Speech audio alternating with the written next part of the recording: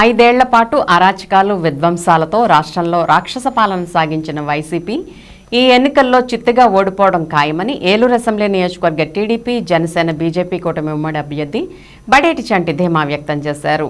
ఏలూరు 2వ డివిజన్ కనకదుర్గ అమ్మవారి గుడి వద్ద నుండి సంకల్పయాత్ర నిర్వహించారు. అనంతరం 26వ డివిజన్ శనివారపేట హైస్కూల్ సెంటర్లో ప్రజాగళం సమావేశాన్ని నిర్వహించారు.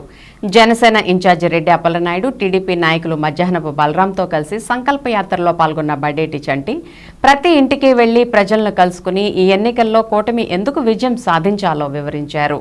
కూటమి అధికారంలోకి వస్తే అమలు చేసే సూపర్ 6 పథకాలను వివరిస్తూ కరపత్రాలను పంపిణీ చేశారు.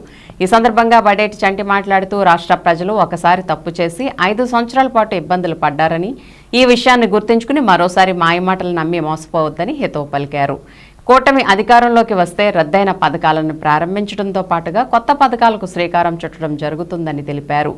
ఏలూరు పార్లమెంట్ అసెంబ్లీ స్థానాలకు సంబంధించి 2 ఓట్లు సైకిల్ గుర్తుపై వేసి గెలిపించాలని ఆయన విజ్ఞప్తి చేశారు. ఈ కార్యక్రమంలో తెలుగుదేశం పార్టీ నగరాధ్యక్షులు పెద్దిబోయిన శివప్రసాద్, జనసేన నగరాధ్యక్షులు Nagireddy Kasi Naresh, cluster incharge Amaravati Ashok, division ఇన్ఛార్జీలు తియాల రవి, గుండు శివాజీ, మేడపల్లి యేసు, నోడగాని సురేష్, శనపురెడ్డి వెంకట్రావు, సంకబత్తుల సతీష్, సంకబత్తుల నాగరాజు, నాగులపల్లి గంగాధర్, బావిశెట్టి నందు, లంకలపల్లి సతీష్, జనసేన డివిజన్ నాయకులు నిమ్మల శ్రీను మరియు టీడీపీ జనసేన నాయకులు, కార్యకర్తలు, మహిళలు పాల్గొన్నారు.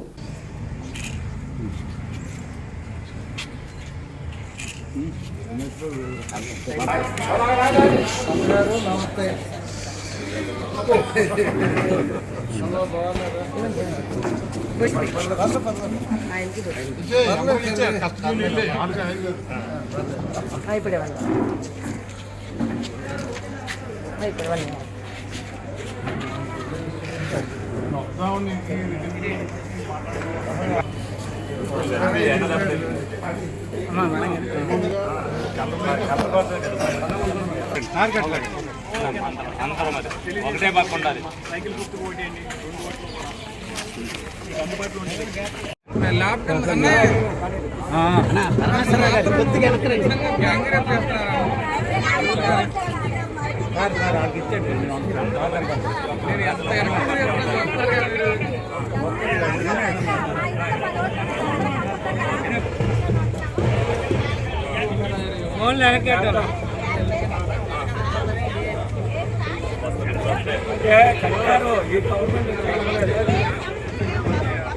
నువ్వు 50,000 కట్టిన డీడీ రసీదు ఉందా?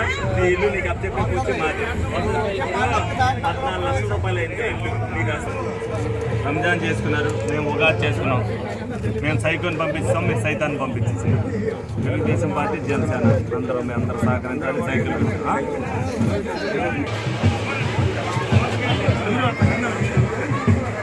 చెప్పుల ఈ రోజున 2వ డివిజన్ బావిశెట్టి వారిపేట తిరగడం జరుగుతుంది. ప్రజా విప్లవంలాగా ప్రతి ఒక్కరు కూడా రోడ్ల మీదకి వచ్చి ఏ విధంగా సహకరిస్తున్నారని ప్రజలందరూ కూడా చూశారు. రాబోయే రోజుల్లో జనసేన, తెలుగుదేశం, బీజేపీ కూటమిని గెలిపించడానికి ప్రతి ఒక్కరు కూడా ఉత్సాహంతో ఉరకలేస్తున్నారు. ఎప్పుడు మే 13 వస్తుందా, మే 13ని ఒక పండగ రోజుగా చేసుకోవాలనేది ప్రజలందరూ కూడా చూస్తున్నారు. ఏదైతే ఈ రాక్షస ప్రభుత్వం మద్యం రూపేణ 1,00,000 కోట్ల రూపాయలు దుర్వినియోగం చేసి జగన్మోహన్ రెడ్డి గారి ఖాతాకు మళ్లించుకున్నారో తప్పనిసరిగా దానికి గుణపాఠం ముందు చెప్పవలసిన పరిస్థితులు వస్తాయి. వాళ్ళందరికీ కూడా తెలుసు, మేకపోతు గాంధీర్యంతో మేము గెలుస్తామని చెప్పి అనుకుంటున్నారు, విర్రవీగుతున్నారు. ప్రజలందరూ కూడా తగిన బుద్ధి చెప్పడానికి ప్రతి ఒక్కరు కూడా ఏ రోజు ఎప్పుడా వస్తుందా అని చెప్పి అందరూ కూడా చూడటం జరుగుతుంది. ప్రజలందరినీ కూడా అనేక విధాలుగా ఇబ్బందులు పెట్టి 5 సంవత్సరాలు ఏ విధంగా అయితే ఇబ్బందులు పెట్టారు ప్రజలందరూ గ్రహించారు. ఈ రోజున ధైర్యంగా ముందుకు వచ్చి చెప్తున్నారు, ఈ ప్రభుత్వాన్ని సాగనంపాలి, తెలుగుదేశం, జనసేన, బీజేపీ కూటమిని గెలిపించుకోవాలి, ప్రజా భవిష్యత్తు ప్రజలు గెలవాలి అనే నినాదం పవన్ కళ్యాణ్ గారు ఏదైతే ఇచ్చారో దానికి అందరూ కూడా నిలబడ్డారు. చెయ్యి కలుపుతున్నారు, అడుగులు అడిగేస్తున్నారు. తప్పనిసరిగా రేపు ప్రజా విజయంతో, ప్రజా తీర్పుతో ఈ ప్రభుత్వాన్ని సాగనంపి జనసేన, బీజేపీ కూటమికి, తెలుగుదేశం కూటమికి ప్రజలందరూ కూడా ఒక వినూత్నమైన మెజార్టీతో అంతా కూడా రాష్ట్రం అంతటా కూడా ఒక వేడుకలాగా చేస్తారని సందర్భంగా అందరికీ కూడా తెలియజేయడం జరుగుతుంది.